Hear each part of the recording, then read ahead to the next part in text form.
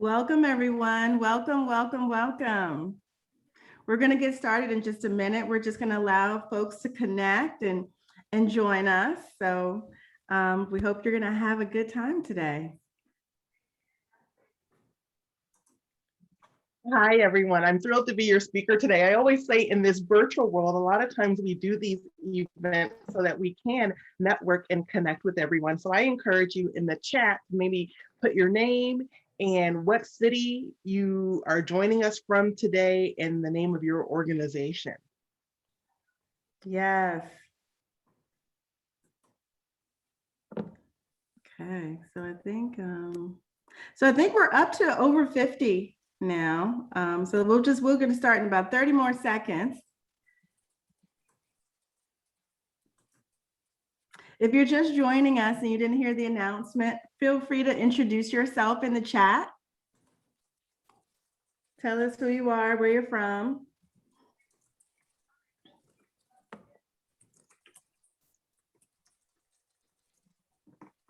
Wonderful. I love Zoom. I really do.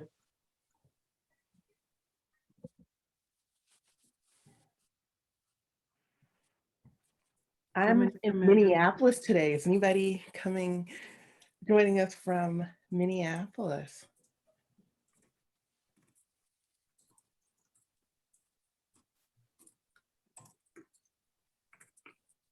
Hi, Debbie from Brookhaven, Georgia. I'm originally from Atlanta.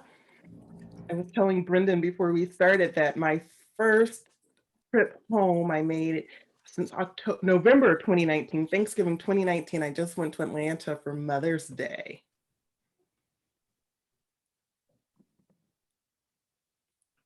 Great.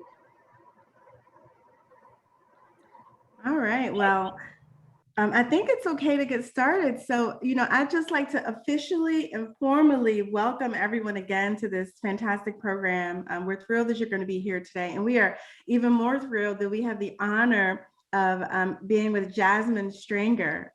Jasmine is an award-winning author, a lifestyle expert, and prolific speaker. And I am happy to call Jasmine my new friend. So she's really a force to be reckoned with. For many of you who read the description and registered for this program, we are sending out books to the first 20 registrants. So you'll be receiving your book shortly, probably next week sometime if you registered in the first 20 participants. But with that, I'm going to turn it over to Jasmine and let her tell you a little bit more about herself and get started with the presentation. Thank you, Jasmine. Thank you, Tori, and thank you everyone for joining us. I'm going to give a special shout out to Kristen Hogg, and I hope I pronounced that correctly. I am also in Minneapolis, Minnesota. So we're going to be talking about Seize Your Life today. I love connecting, making new friends socially and professionally, more important professionally, hence the activity for the chat, because I know it's been hard to connect with people in this virtual world that we are living in. So I encourage you, if their city is interesting to you, if their organization is of interest to you, or you just like their name, maybe reach out and connect with them on LinkedIn. If you find any pearls of wisdom that you feel like sharing out today, I encourage you to use the hashtag Seize Your Life. So it's a pleasure to meet you all. Tori gave a very nice overview of me, but what I really want people to know is that I am on a mission to help people live authentic, connected, and mindful lives with vision. And that's a lot. You're like, authentic, connected, and mindful lives with vision, especially in the middle of a pandemic. And we have a whole lot of other stuff going on, like the racial and social justice, new awakening, the mental health pandemic that no one else is speaking to yet, and then juggling working remotely, re-entering the world. There is a lot going on. So how do we show up authentically? How do we show up connected? And then how do we live a life of vision? I want to start by reading a chapter out of my book that Tori mentioned. This is chapter 12, Make Peace with Uncertainty. No one knows what tomorrow will bring or if we will be here to see it. The reality of now trumps the promise of tomorrow. So enjoy the moment for what it is. That's from Frederick Babb. These are my words. Uncertainty is hard. Not knowing what happens next is extremely difficult for most people, including me. We're all wired to want to know what happens next, and not only in our lives. Thanks to Facebook, we're consumed with what's going on and happening in our friends' lives too. It's no coincidence that book and movie sequels are a $1 billion industry. We love cliffhangers so that we can fixate on the happily ever after to come.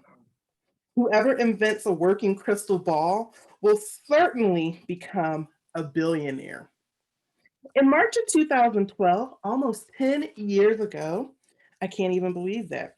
I was forced, and not on my own terms, into becoming uncomfortable with uncertainty.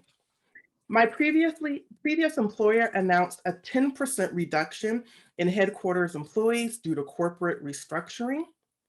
In the days and weeks leading up to the day we were to find out if our jobs had been affected, most of my coworkers were understandably stressed. Oddly, I wasn't. The day before the layoffs were to be announced, I'd watched an interview with the rapper 50 Cent, who I now coin the great philosopher, and I was riveted by something he said. On the topic of worry, he declared, "You can pray or you can worry, but you can't do both because God will wonder why you're bothering him."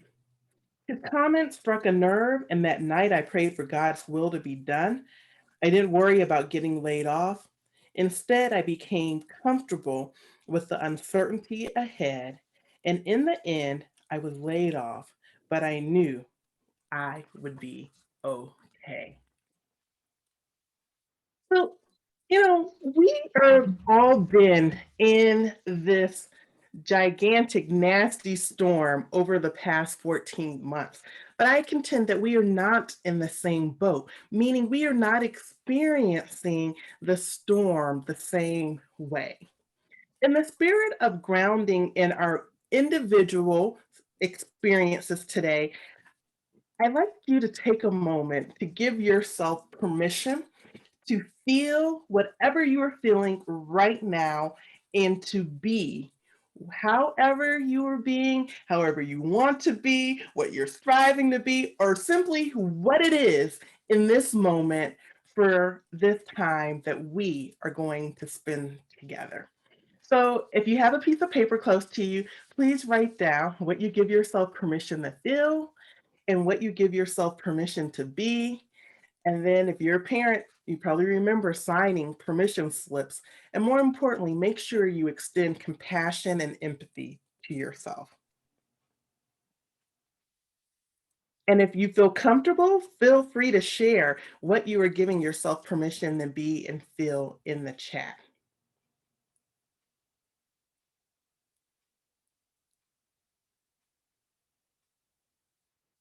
Anyone familiar with this picture from Dead Poets Society?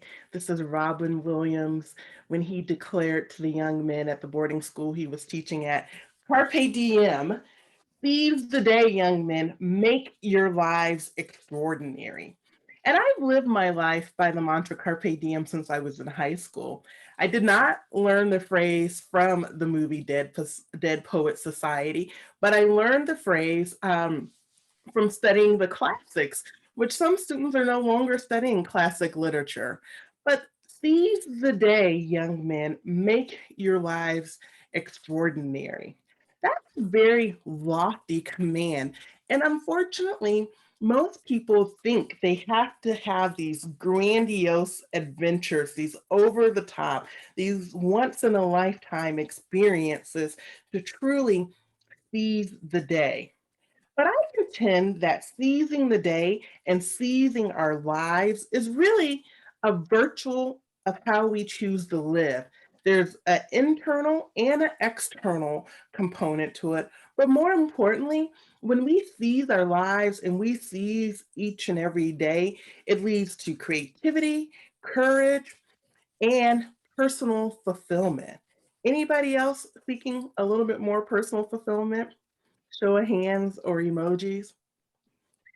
I believe that seizing the day is really about our ability to tap into our personal power. We all have our personal power that we need to own, that we need to reclaim. And when we tap into our personal power consistently and constructively, we can really create and experience all the desires of our heart. Now, I know you're saying, like, what are you talking about, Jasmine? We've been on lockdown. How am I going to create and experience all the desires of my heart? But hang in there. It's really hard to know where things will go from here as we talk about what this new opening will be, what the re-entry to the real world will be. I used to say that, people would say, "Oh, are we going to return return back to how we used to be?" And it's like, do we really want to go back to the way things were, or do we want to take some of the good things that have happened in the last 14 months and move forward with a new perspective, a new leash, a new idea, new format, a new view on life? So you probably here today because you're asking, how do I seize my life? Anybody, show of hands, emoji, want to know, how do I begin to seize my life more consistently?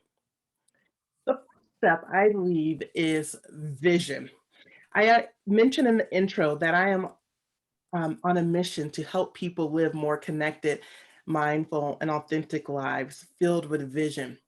I don't know about you, but I can't go anywhere without putting an address in GPS. Even if I'm coming home from someplace, I think, oh, I let me just get started to make sure I'm on the right path.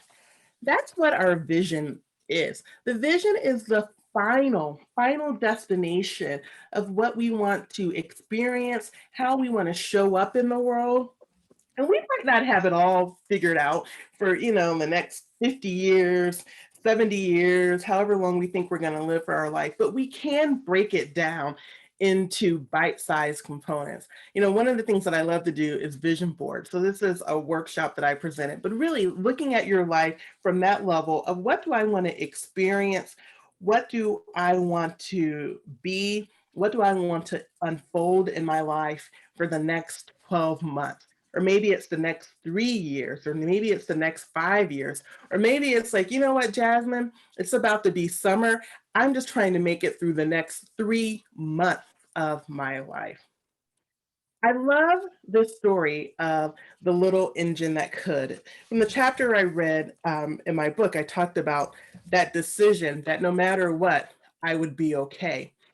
Anybody remember this book, The Little Engine That Could? The train was like, I think I can, I will. Choo choo. So I love the story of the little engine that could. And I think that we can learn from the little engine that could as we strive to seize our lives because, one, the little engine that could had a vision. The little engine that could was trying to bring joy and fulfillment and be the best train engine he could be. But more importantly, the little engine that could found belief in his ability to be the best.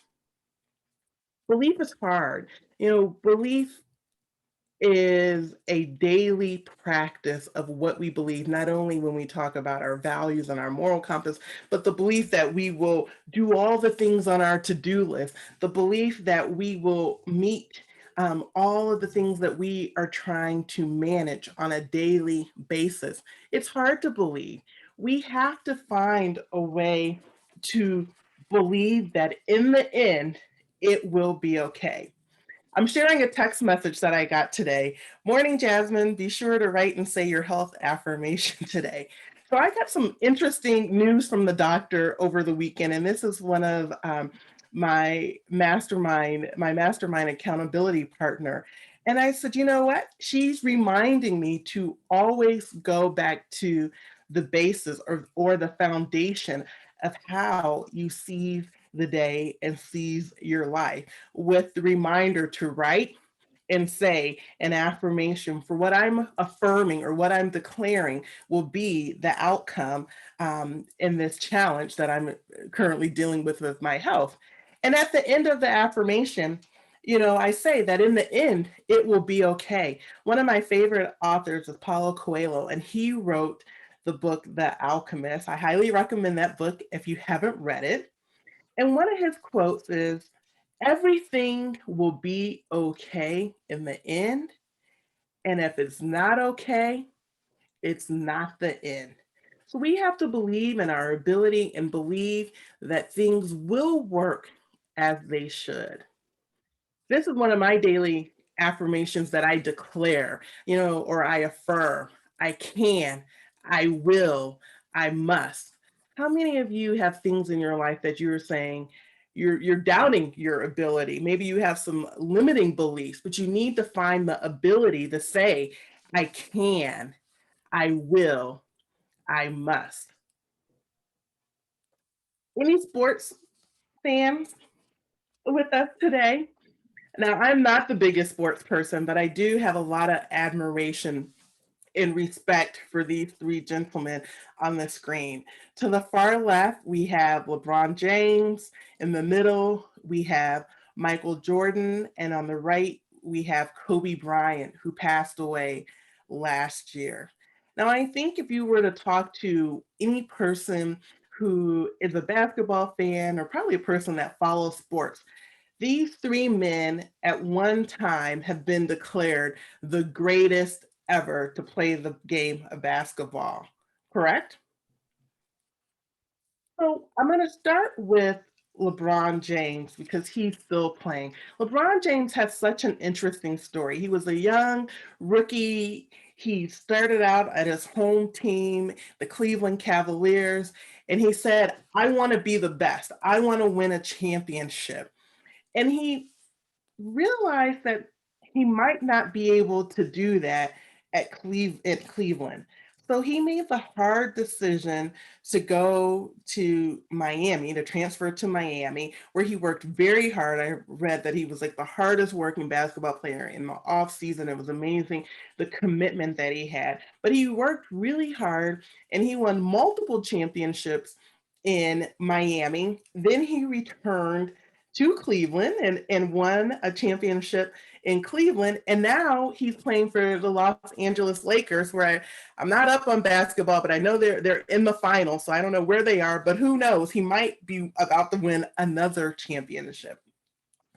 Michael Jordan, I grew up during the Michael Jordan era, and again, not the basketball fan, but I knew who Michael Jordan was and that he was the greatest player of all time. And but the documentary that came out last year, The Last Dance, really provided some detailed perspective on his commitment to working to achieving that status of being the best basketball player.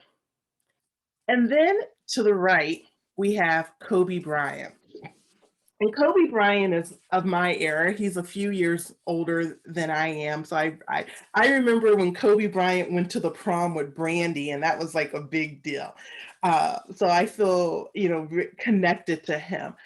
But in his passing, it was amazing to read and watch and listen to all of the tributes that came in about his life and his work ethic, and how the janitor at his high school gave him a key to come into the school because he was arriving to school earlier than the janitor to practice shooting hoops every single day.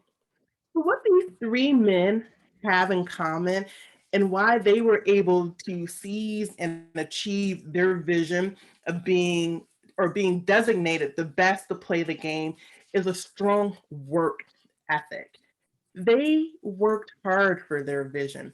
They had their vision, they believed in their vision and their ability to achieve that vision, and they worked relentlessly to make that vision come true. I love this quote by Seth Godin. Hard work is about risk. It begins when you deal with the things that you'd rather not deal with. fear of failure, fear of standing out, fear of rejection. Hard work is about training yourself to leap over this barrier, drive through the other barrier, and after you've done that, you get up and you do it the next day. So, when I think about this quote, hard work is about risk. So, hard work is not about working the longest hours. Hard work is not always about being the toughest and the most competitive, but hard work is about facing things, like those things that we don't want to deal with. The fear of failure. Anybody have a fear of failure? I know that the fear of failure at times has paralyzed me and really prevented me from seizing the day and seizing my life because I couldn't get over the fear of making a mistake and failing. The fear of standing out. You know, anybody relate to that? Not wanting to rock the boat. I always say the number one reason why people aren't seizing the day or they're not seizing their life is because they are afraid of rocking or breaking free of the status quo. And then the fear of rejection. Nobody likes to hear the word no, but I tell you, no has never hurt anyone. And I believe that no is not permanent. The only no is permanent is that no at the end. And that is very transactional, and very temporary. And more importantly, hard work is about consistency, doing it over and over again. I live in Minneapolis. I mentioned that at the beginning of the album. This is Janet Jackson, Control, Miss Jackson, If You're Nasty. And she recorded this album in Minneapolis with Terry Lewis and Jimmy Jam, a part of the Minneapolis Sound. And she talks about her need for control in one of her songs. I don't know about you, but I know that I am a recovering controller. In order to seize the day and seize my life, I have had to learn how to release my need and my desire to control all the details, how to depend and believe in the team that I have around me, the team that is working with me and working for me to achieve our common vision, to release the need to micromanage my husband and just realize that, hey, you know what? Things around the house may not get done the way I would do them, but they're getting done and they are actually getting done okay. It's just a little different from the way I would do it. I don't know about you, but what you need to release, but I'm sure there's something there. Perhaps you're like me and need to release the need to control. Maybe you need to release that desire to know all of that details, that word how. I find that the word how really trips people up from achieving their vision. They have their vision, they're connected to the why, but they can't seem to see how they can get from the vision to the why or the why to the vision without knowing all of the how. Or perhaps it's self limiting beliefs like, I'm not worthy, I'm not capable, I don't have the right skill set, I'm not at the right company, I'm single, whatever those limiting beliefs are that you're holding. Or maybe you need to release self sabotaging behavior. Whatever it is, you have to release what's holding you back in order to achieve your vision and seize your life. I love that I'm talking to a group of attorneys today because attorneys, what do you guys do? You practice law, right? And I go to the doctor, and the doctor says, "Oh, I practice medicine." So I figure, like, if attorneys practice law, the doctor is practicing medicine. Aren't we all practicing life in some shape or form? And sometimes we hit the ball at the park, And sometimes it's a foul ball, but we get up, like Seth Golden said, and we do it over and over again. We have to remember that we aren't going to hit a home run every single day. And we extend grace and empathy to ourselves and to those around us. So I am a very prescriptive person. Like I say, and I know most people in society are. They want to know, Jasmine, this is great, but how do I really seize my day? I gave you the words: vision, belief, work, release. That's the 4-step process, and I'm going to put a link in the chat to a roadmap that you can fill out after this. But use visual cues, that connect with your why. Maybe it is a vision board. Maybe it's your list of goals or what you're trying to accomplish written out so that you can see it daily. And connect that to your why, because the why will sustain you when the tough gets going or the going gets tough, whatever you believe. We have to capture our conscious fears. Fear is the great paralyzer there is, but we have to be willing to move beyond our fear. When I was laid off and I was trying to figure out what I wanted to do, I went to this session with a life coach for a friend. I was the friend going along for a friend. I didn't think that I would get anything from it. And it was so powerful. And he asked me, what is holding you back from starting your own business? And the answer was, well, what if I don't make enough money to pay my mortgage? And this was during the housing crisis. And not that I would intentionally not pay my mortgage, but he said, how many people have lost a home, or how many people have had to downsize or return home to their families or get a roommate to make it work? And I was like, a lot of people. So he's like, you have a plan. If that's your biggest fear, losing your house, you have a plan that will help you battle or beat that fear. Develop a gratitude practice. Every day I try to start my day by saying and capturing 5 things that I am thankful for. I also capture a picture the day before so that I can include that in the electronic capturing of my gratitude moments. Moving and looking for gratitude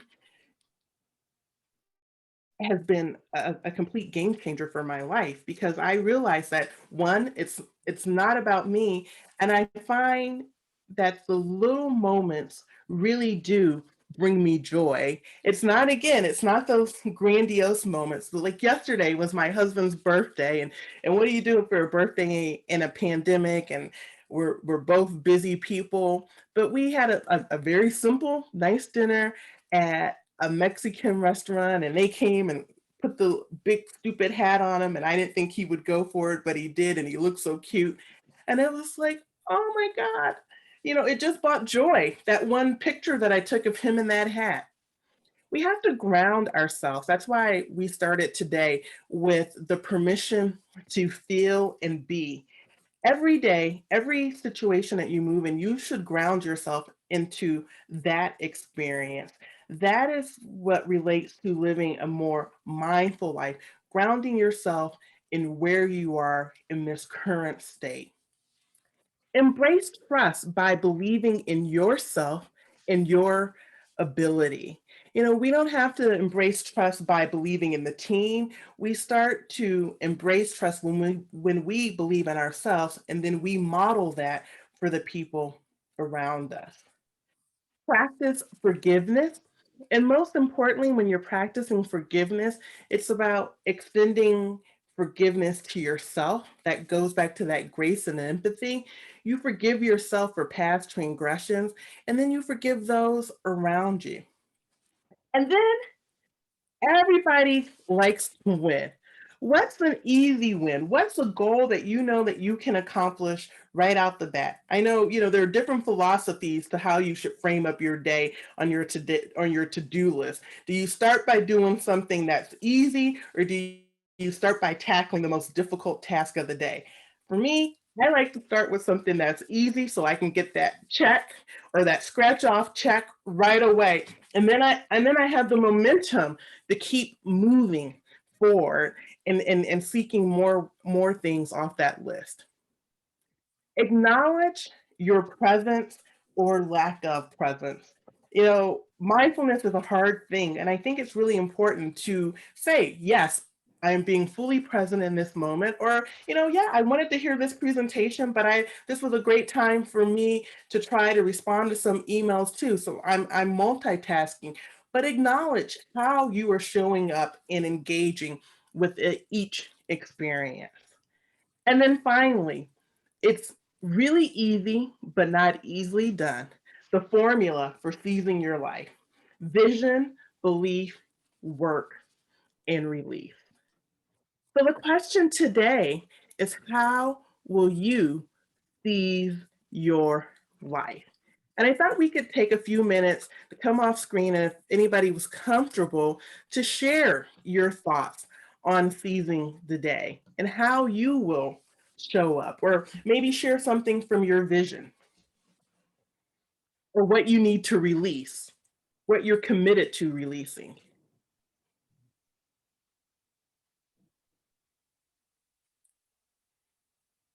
Anyone? I can share something, Yeah. Jasmine. Can everybody hear me okay? Can Yes. you hear me? Okay, great. Um, Oh, we lost you, Tori. Oh, uh-oh. here you are. You're back. Okay, can you hear me now? Mhm. Okay.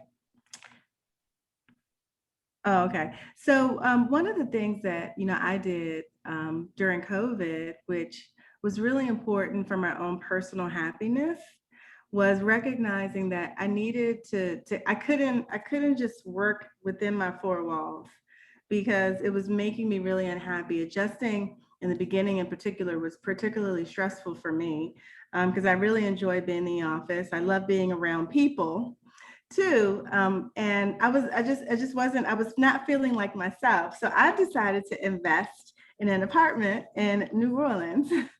And I got to tell you, it was one of the best decisions I ever made. I feel like, once I did that and I created this sort of like second base where I could, work from a different location, everything just seemed so much better. And I felt like myself again, pre-COVID. So I know that, I wouldn't recommend that everyone go out and do that. But for me, during this year that was so difficult, it was really, really helpful and important. Thank you. Anyone else? I'll share something. Hi, Tori. It's Meg. Oh, Meg. Thanks for I'm sharing. calling from Denver, Colorado. So something that I put in place years and years ago, once my kids were old enough, which means really only elementary school, was to put myself first in the morning.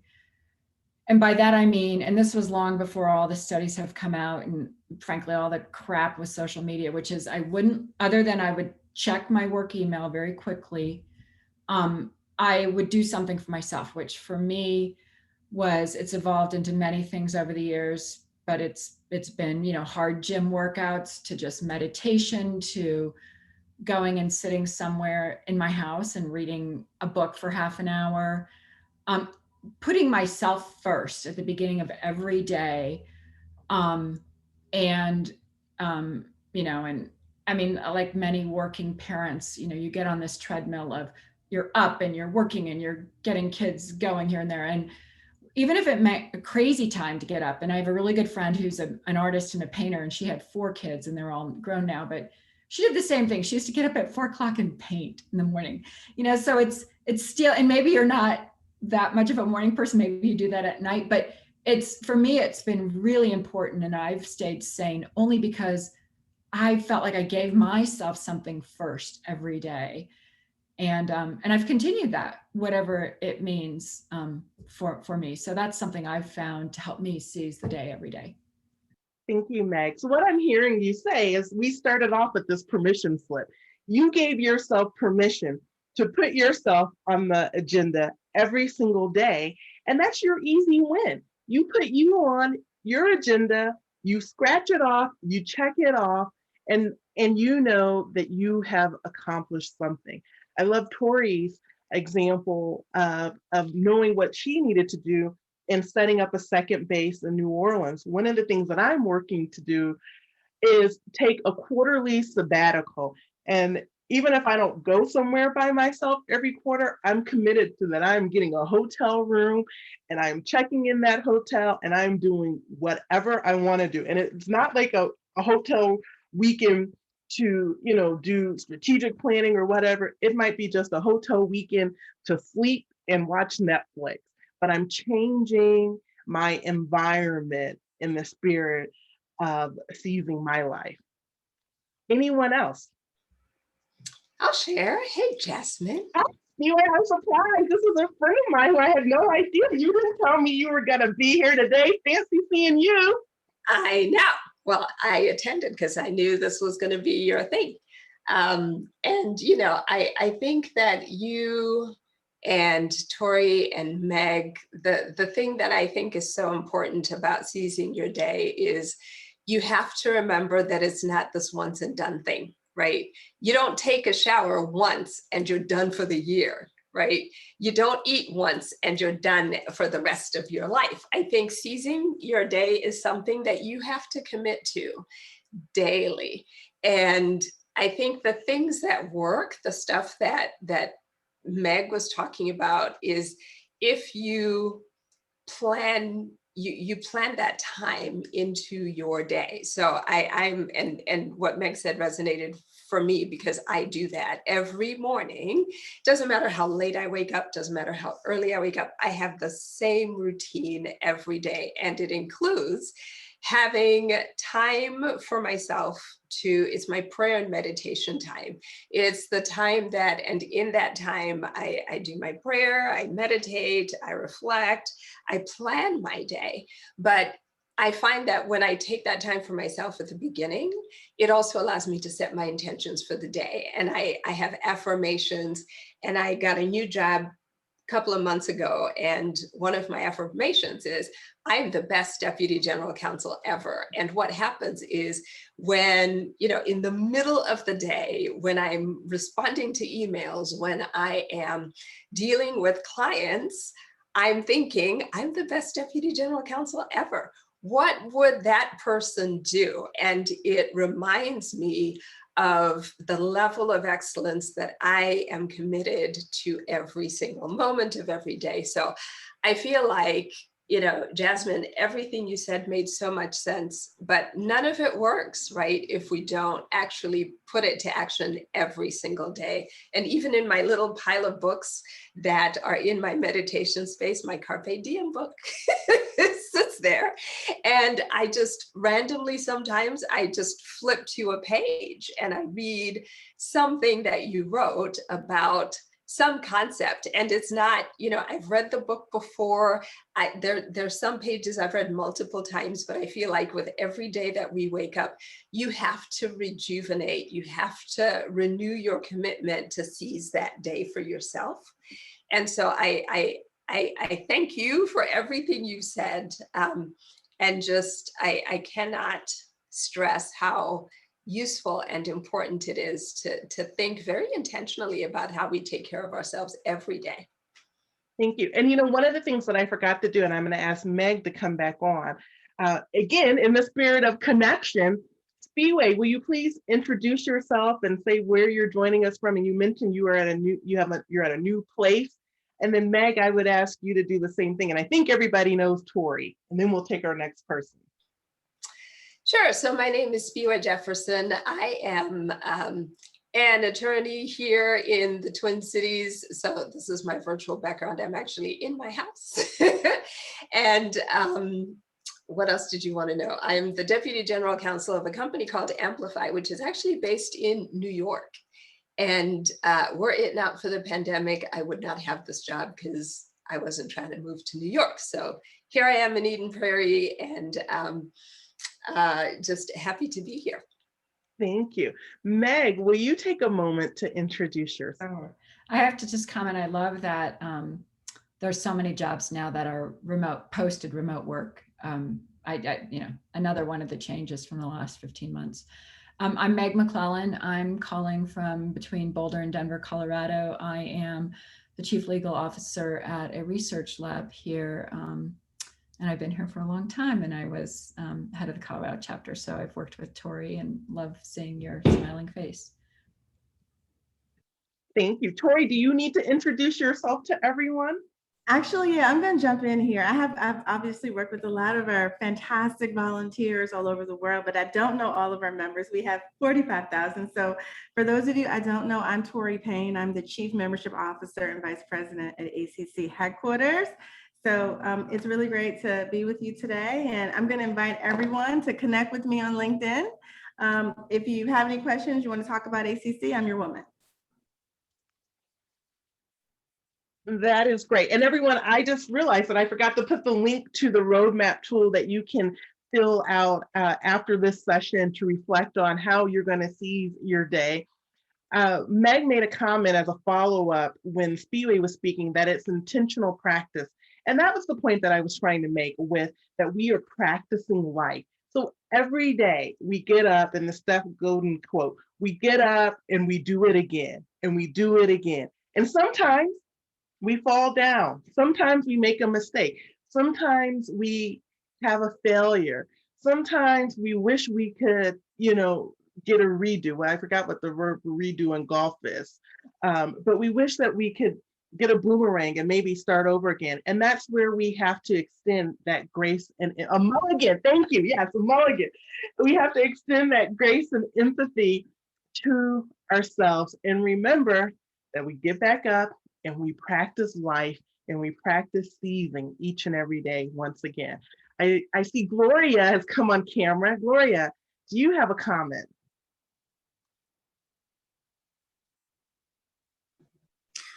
Hi there. Thank you. I'm calling in from Southern California in Orange County. Beautiful warm day here today. Yes, I just agree with, there have been so many changes, but one thing I was thinking about is how working virtually has, it's certainly been an adjustment, but there are a couple of hours, I would say, of transit time that are eliminated because of it. And that has actually enabled me to take on more things that I had taken on in the past. For instance, besides my full-time job, I'm on the board of a conservation organization in Orange County. So we're into environmental and conservation initiatives. And my church asked me to join the what's called the Bishops Committee. And I didn't think I'd have time to do that, but I've managed to squeeze that in as well. So it's certainly added pressure in terms of the time management side of things, but I guess I've tried to turn this efficiency of work thing into an opportunity for me to explore the other areas of my life that I'd like to get probably more into as I grow in my career. I'm not going to be doing this full-time thing forever. So I'm looking forward to finding whatever those replacements are going to be when the day work kind of starts to subside. So I'm excited about those opportunities. I'm also looking into getting onto boards. I'm on a nonprofit board now, as I said, but I'd like to get into boards of companies, or a company anyway, that where my expertise lies, which is in the medical device ophthalmology arena. So yeah, I've had lots of time to kind of diversify. Thank you so much for sharing that, Gloria. One of the best things that happened to me when I was laid off that I didn't realize at that moment, I call it a rear view mirror moment, where it's like you stop and you look in the rear view mirror and you're like, well, that's what that was about. But my layoff gave me the gift of paid time off to think, to really get in touch with my vision and to think about what I wanted my life to represent and how I wanted to show up in the world. And like, if I were to work for another organization, what values were important what did I really want to make sure that I was bringing to the table each and every single day. And it'll be amazing to see what people come out of the pandemic and quarantine with. I think for so long we've just been gasping and waiting and trying to figure out the how. When are we going to open up? How are we going to open up? There was some introspection for a lot of people in the beginning, but it seemed like we went into like maintenance mode. So when this is behind us, I can't wait to see these rear view mirror reflections. Anyone else have anything they want to share? And I want to just add that the first link I put, I accidentally hit the backslash as I was pasting it in. So I've corrected it for the roadmap template for you to use. But I know I want to be respectful of the time. We have a few more minutes if anybody has any thoughts and reflections on seizing their life or seizing the day they'd like to share with the broader group, or even a general question. Or if you want to connect and network with someone, come on and introduce yourself.